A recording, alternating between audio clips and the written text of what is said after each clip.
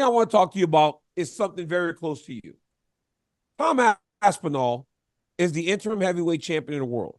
He fought and won that belt in New York. Jon and Stipe were supposed to fight. Sergey Pavlovich, all right, I will weave a twisted web here, Chris, so you got to keep up. Sergey Pavlovich was the backup fighter for that Jones Miocic fight. Jones tears his shoulder. Stipe also gets pulled. Pavlovich, the backup guy, does not just float into the title fight against Miocic, an interim title fight. Tom Aspinall gets called off the couch to fight Sergey Pavlovich, right? It's the world that we live in. You got to keep up. That's good, man. Aspinall then beats Sergey Pavlovich. So now the guy that is the number one contender essentially is out. It is a new guy, a more dangerous, more scary guy. But at the end of the fight, Aspinall is so overwhelmed and he is so gracious, he forgets about the two dudes that are fighting for the Undisputed Championship, which is universally panned. Everybody thought he missed an opportunity by being so gracious. He should have called those guys out. He did now. He went at Stipe a couple weeks ago, telling him he needed to fight him if Jones is going to be on the shelf. Stipe kind of no-sold it, like, it is what it is. I'm waiting for Jon Jones. Now he's talking about Jon Jones, and Jon Jones says to him, hey, my Stipe fight was booked well before yours came about. You weren't even the backup fighter, Tom. Trust me. You're the one who's coming around here with the inflated ego and your entitlement. It's two long-time standing champions are all on the same page. Jones seemed to have put him in his place, Chris. What do you make of that? What do you make of that statement by the long-reigning champion, Jon Jones? And what do you make of Tom Aspinall finally seeming to get the memo that the squeaky wheel does get the oil? A couple things go through my head. One, I don't know this. If you're the interim champion, do you get a percentage of pay-per-views on old bouts moving forward as you're defending your interim belt? So here's the thing, Chris. I don't think you get to defend the interim belt. Yes, you do. Who's it? Hennet. Hey, listen, man. I know you're in the sport a little bit more than me, but man, I got a great memory. I'm known for like my memory. Renan Barão, when Dominic Cruz was on the shelf for a long time, I think he defended his interim belt once or twice before there was unification. Yeah, so it has happened in the past, and I just don't know if he defends it, if he gets a percentage of pay-per-view, because that makes a big difference to me. Because then if he doesn't, of course he's going to be doing anything he possibly can to get into that unification belt as fast as possible. If he does, okay, go ahead. I don't know that that's true. I don't know, because when TJ Dillashaw beat Renan Barão, right? Renan Barão was the undisputed champion. I think they might have just ultimately stripped Dominic, and Renan Barão became the champion. And then that's why Dominic came back and fought TJ Dillashaw for the undisputed championship when he got back in Boston. That's my recollection. I could be wrong. Because you're Googling things right now. I swear to God, I'm not. You're looking at notes. Luis I promise you, giving you information. There's a possibility that you're right. I am not 100% certain, but I'm just saying, like, I think they might have stripped down because it was like 2.5, 3 years. But here's the deal.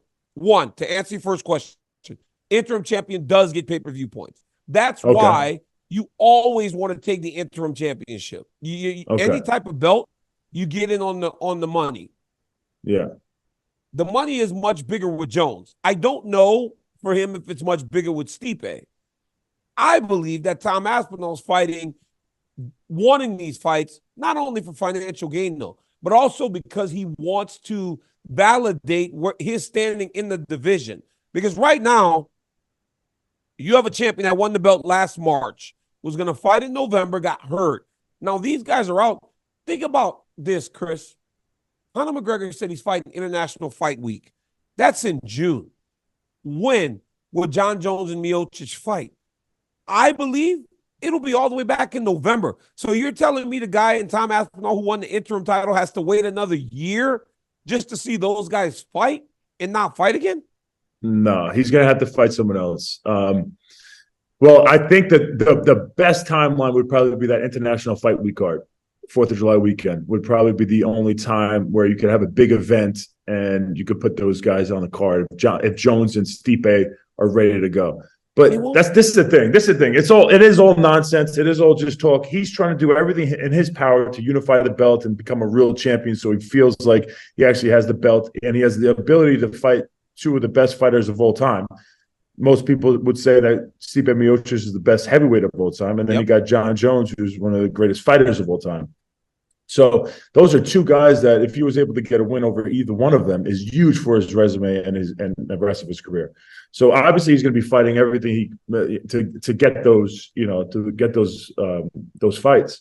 But at the end of the day, there's no way that's possibly happening. Like Stipe is going to, bearing if there's more injuries and stuff, but just take all the injuries out.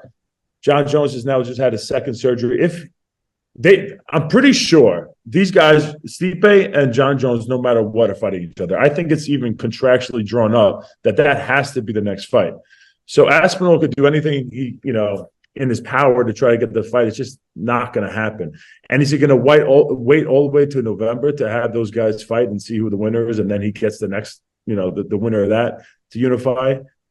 And you don't even know if those guys are going to fight again afterwards. Both have spoke about their next fight being their last fight. Aspinall has to fight somebody else. And I think it's going to have to be Cyril Gane, the guy that Jon Jones went out there and didn't get punched by once. So Aspinall is going to have to really, go out there and prove himself and defend his interim belt and kind of wait until Jon Jones and Stipe fight. And then we'll see what happens with the belt then. So you know what I love about this? Oh, you're getting good at this. You're getting good at this because you know something in that contract that says those two are fighting each other because you have a lot of connective tissue with Stipe Miocic. So you're getting good at saying things without actually saying things. I'm taking note of you right now. But also, you said international fight would be big. There's no way Conor McGregor and Michael Chandler fight on the same fight card as Jon Jones and Stipe Miocic. I don't know if there's enough money to go around for all four of those guys to be getting pay-per-view because Michael Chandler has to be getting some sort of pay-per-view to be waiting as long as he's waited for Conor McGregor in order to fight him. So there's no way that those guys fight each other. You know what's also a very interesting point that you made? You said he needs to fight Cyril Gane, right? Do you recall Cyril Gane when Tom Aspinall fought in Paris, France? No, sorry. Tom Aspinall fought and then he went to Paris. Cyril Gane fought Tai Tuivasa, first fight in France. Crowd's going crazy, massive moment. Cyril Gane is back in the win column, and Tom Aspinall makes it a point to be in the front row because he wants his moment. He wants his chance to stand in the octagon and make a moment to build his next fight. Cyril Gane no-sells him, bro. He doesn't acknowledge him. He doesn't let him in the ring to build the next fight. He acts as if he's not there. Is it wrong for Tom Aspinall to do the same thing to him? Because now Tom Aspinall's on the A side. He went from being the B side, where Cyril Gane was the big name. You needed Cyril Gane as the former interim champion, as the guy that fought for the undisputed title against Jones to help to elevate you, and he no-sold you. Is it wrong for Tom Aspinall now to go, fuck this dude? I'm not fighting him. Right? Like, is it wrong? I would do it. If it's me, I would do it. I'm being petty. But who else is there? Who would he fight? Is he just going to wait? I mean, he has to fight somebody. Who? Jailton Almeida or one of them dudes. I'm fighting Jailton Almeida, especially after Jailton Almeida fought Derek Lewis the way that he did, and he couldn't finish him when he kept taking him down. I was fighting Jailton. If that was me, I'm fighting one of those dudes. But there's no money. There's no money in that. I'll tell you, both Gane has a big name now, and so does Aspinall. I think that has to be the fight to make. I don't think he can run away from that fight. It's a very tough fight for both those guys. I got to say, on skill-wise, if you look at that fight on paper, man, that might be the most skilled heavyweight fight we've seen maybe ever. Those guys are both super athletic. They both move like cats. I'm going to say Aspinall has the upper hand when it comes to jiu-jitsu, and especially after you're watching Cyril Gane and Jon Jones fight, you're going to think, all right, he's got to get to the floor. But was that crazy to you? That was crazy. Was that crazy to you? That was crazy. But Jones has done that to all of us too, where he gets you in that front headlock. And I mean, it's tight, but it's not like, it doesn't feel like it's going to choke you out. It's like, I was in that position too, where I was like kind of crunched over.